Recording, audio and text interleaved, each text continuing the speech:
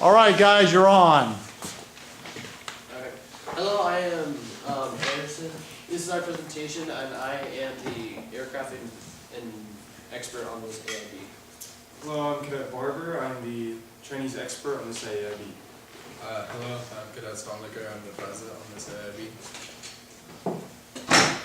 Okay, so this is what the plane looked like at the end of the crash, where it had bounced like 100 feet behind this and landed right there.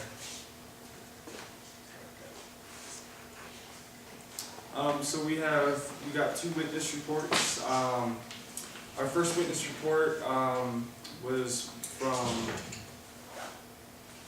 it basically said that Pitchot told his ex-girlfriend that he was going to fly over her house the day that he was flying, if she wanted to watch. The girlfriend / witness said that Pitt flew in one complete circle. She said it was low enough for all of them to see that it was him. He decided to do another circle, and his ex-girlfriend went inside, and she heard her sister say, "Oh my gosh, the plane went down." Our second witness report said she was outside on her porch, and she said she saw a plane make a pass by her neighbor's house, and then saw him start to do a second pass, and then all of a sudden climbed upwards, stalled, kind of up into a counterclockwise, which he looked like he was trying to fly the plane upside down, and then lost contact with the plane. Alright. And then the weather day, the meteorological information. Precipitation was none, it was a beautiful day. The dew point was 47 degrees Fahrenheit. The visibility was 10 statute miles, so pretty good visibility. The wind was 6 knots coming from 210. The altimeter was 30.08, very clear. And then the skies were clear, and the surface temperature was 75 degrees Fahrenheit, so overall it was a pretty good day for flying, and the weather wasn't affected at all. There's no wind or anything. So the pilot experience, total time was 600 hours. Pilot in command was 462 hours. This aircraft his experience on the aircraft was 120. Single engine land was 486 hours. Multi-engine landing was 114 hours. The instrument was 69 hours, and in the last 90 days he only put in 30 hours. The medical certificate was a Class 2, and the date of the medical was May 18, 2015. So the executive summary: the pilot made a low pass near his ex-girlfriend's house. On the second pass, he started to climb upwards in a counterclockwise motion when the plane stalled and fell over backwards. The pilot was too low to pull out of the stall towards the ground, and he hit the ground and got airborne for about 150 feet and rested with most of the plane still in contact, like you saw in slide 2. And so this first X is where he hit, and then that's where he landed and slid for a little bit, and this is the resting. So he came up here and did 2, and on the second he started climbing up, counterclockwise motion, and stalled and fell. And that's pretty much it. And then this is where he flew. You guys see it on the back? Okay. Because this line right here, he took off from Prescott Airport, he started heading southwest, heading 200. He came over here over this urban area. This is where he started making his passes. He made 2 circles right here, and then about right here in this area, he started heading south. That's when the aircraft started to perform the maneuver, and then it stalled. So right here it stalled and then crashed. So overall, this was a very short flight, and it took less than 5 minutes. The aircraft was, yeah.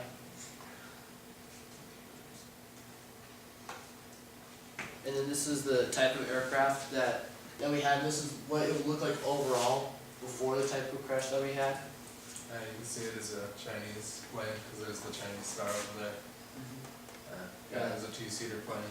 You can see the pilot sat in front of the wings and the co-pilot sat like on the edge of the wing in the back. Yeah, that's pretty much it on that side. So this is the chronological list of events. Chip took off from the Prescott Airport at 10:55, April 20th, 2014, and he made one complete circle. He started heading south, and the nose pitched up and started spinning in a counterclockwise motion. The aircraft stalled, and the CJ06 hit the ground before fully recovering from the stall. So yeah, that's why the front end of the plane was pretty much just obliterated, but it was still kind of in contact. It was still together kind of. The reason why the airplane crashed was, these are our findings, is that the airplane tried to climb up in the counterclockwise motion for the stunt that he was trying to perform, but it lost thrust because he was going straight up, his aircraft started to stall, and then he tried to nose the aircraft backwards to try to regain airspeed. However, he was stalling and he was at such low altitude that when he came out of his stall, he had very low altitude, so he crashed and hit the bottom. You saw the visual on slide 6 of what happened overall as far as the diagram. And the side effect is that the pilot, he did have medicine in his system for a large prostate, but it wasn't the reason of the crash. It didn't make him drowsy or anything at all. That's our findings. Our recommendations for this is that we recommend that you don't fly ship without altitude. So don't fly low or try to perform stunts at very low altitude where you might not be able to come out of a stall and safely recover from it. He was just way too low and he hit the ground before he could pull out safely.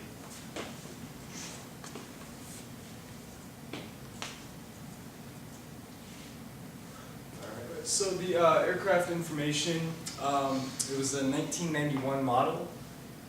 It was from Nanchang, China. The registration was November 2726 Charlie. Serial number was 5232007. Landing gear was a tricycle retractable. The engine was an HS-6A Radical. Airworthiness certification was experimental. Max gross weight was 3,080 pounds. Airframe total time was 12,849 hours. Engine total time was 15,685 hours, and the recent inspection was April 21st, 2015. So this is what the plane looked like after the crash. Its final resting spot, as you can see, the front of the plane is completely dismantled. The cockpit was right here, but it's completely destroyed. And also the wreck, like I said, it came in very low and at high speed, so when it first hit the ground, it skipped because it had all that momentum still, but it wasn't enough to have it take off. And then when it came in the second time and crashed, like actually hit the ground and stayed, the aircraft swarped right here. You can see bends right here, along the aircraft where the aircraft hit the ground and came up like this, and the entire aircraft bent forward because of the such speed and impact with it. And like Barbara said, the entire cockpit was all right here, got completely destroyed, and even the nose right here, it should be right here in the aircraft, but it came forward. Even some pistons were dismantled and crushed because of the such great impact of the aircraft. So the medical conditions of the pilot and co-pilot. Pilot Pitt had medicine in his system for an enlarged prostate. He was 70 years old. He died within the crash. Co-pilot had traces of ethanol in his liver and intestines. He was 69 years old, which means that the co-pilot had been drinking prior to the flight. He also died in the crash. And then these are some more pictures of the accident that we had. These are some better views and different angles of the entire crash itself. This is a really good picture right here to show the entire damage caused. You can see the points again where the entire aircraft rear bent forward. Even right here, you can't see it that well, but the fuselage right here was compressed down like a pancake almost because of the sun stopping, slamming, and coming straight down. Even the wings too, right here. This might not be a good picture, but even the wings right here, you can tell that even the airfoil of the wings and the spars have been compressed where the airplane hit the ground with such great impact. And also these came down, and the top is just completely destroyed also. And there's some other pictures of the engine and such. You can see in the, I don't know if you can see it, but in the engine, all the pistons were like popping out because the motor had been, whatever, dismantled. And the piston, like, rod was all bent and stuff, so it's a really, really hard impact. Here's some more pictures, preferably more pictures on the tails. As you can see, it was completely dismantled on the back. When it bent forward, it ripped off. And then up here on the left top picture, you can see the prop. It was ripped off and it was dug into the ground from when it hit the ground. Prop straight, like, it was like right here. That's where that picture is right here, about. Yeah, there's also another angle right here. That's the other thing we didn't talk about, the prop right here, when it came in, there's two props on, the prop had two blades, and it is made out of wood, so when the aircraft came in at just the speed, right before it hit the ground, the propeller just basically dug into the ground and destroyed itself. That's what you can see all these little shards right here, like you can't see with this angle, but there's a lot of small shards. There's a lot of small like shards and splinters and stuff. These are the big chunks right here where the propeller jammed itself in and destroyed itself. You can even see like over here too. But this is the picture of the prop and how it dug itself in. So the damage and casualties, there were no ground casualties on the day of the crash. There were only two casualties, and those were the pilot and the passenger. The pilot shot was 7 years old and the co-pilot was 69.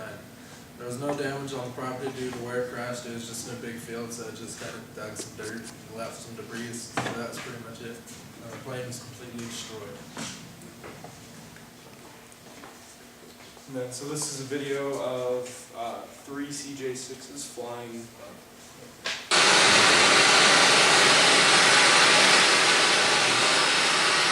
And this is just like to give you an idea of the aircraft that they had. They were flying formation. Can't really see what these aircraft are holding for too. These are just slow training aircraft that China made. Turn off the volume. These were foreign aircraft. They were cheap to make and they're good trainers. They're really reliable, and they're two-seaters, so two people could get training at the same time, where you can have an experienced pilot and the training in the front, or vice versa. And it's a really reliable aircraft overall, and they're just made really cheap, so you can pick one up for really cheap compared to U.S. Aircrafts. Yep. That's the smoke that comes It's out not of like it. smoke from The engine being damaged, just condensation, whatever it is. It's smoke for the airbags outside this.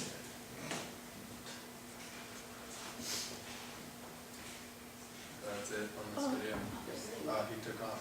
Yeah. Yep.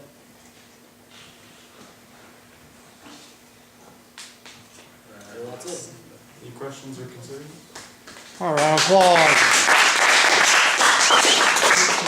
All right, questions from the audience, please.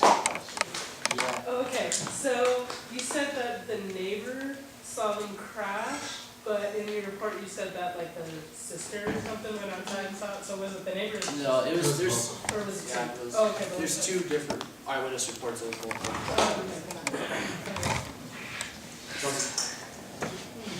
Normal for the smoke be coming out the bottom when the planes fly? Yeah, the aircraft is made for that. It made when it would do stunts like that, it had the option to turn on the smoke for that. Oh. So that's what it was showing the aircraft that had smoke and it showed it come out. You said that there's ethanol in the co-pilot's liver, and you said that that was evidence of him drinking. Do you think that could have impaired his decision making of helping the pilot?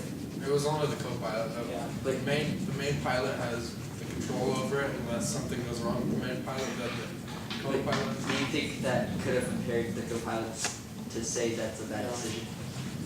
He wasn't in charge of the aircraft, so it wouldn't have mattered. They were both kind of old, so their vision wasn't that good, so they kind of got disoriented and too low to the ground. That's why they hit the ground. How was the lowest they flew? The lowest that they flew, they were flying within 200 feet of the ground. What was the legal restrictions in that space over an urban airspace of minimum altitude? Pretty sure it's 5,000 above ground level. 5,000 above ground level? Yeah, pretty sure it's something like that. So what was the ground level? The ground level was 5.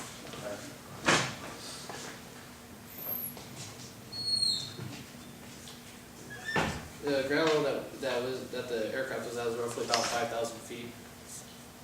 So the minimum they should have been at is 5,000 AGL, Above the ground. Around that, yes. but they were at 200 AGL. There was something around that. Okay, so we're breaking FAA regulations. Yes. Why was that not causal? We just kind of figured he didn't know that he was so close to the ground because of how Was he an experienced pilot? Yes, he was experienced. He couldn't tell 5,000 feet from 200 feet? Well, he was 200 feet off the ground, but he got in that television. He was just thinking about showing off for his girlfriend. He didn't. How old was his girlfriend? It didn't say, sir. So he's 70 years old and he's showing off. So why did he do this? You know what? He just wanted to try to get his girl back. Why do you think that? Do you have proof of that? Did his buddies or his instructors or his He told, friends say that? previous to the flight, he told his ex-girlfriend along with some of his friends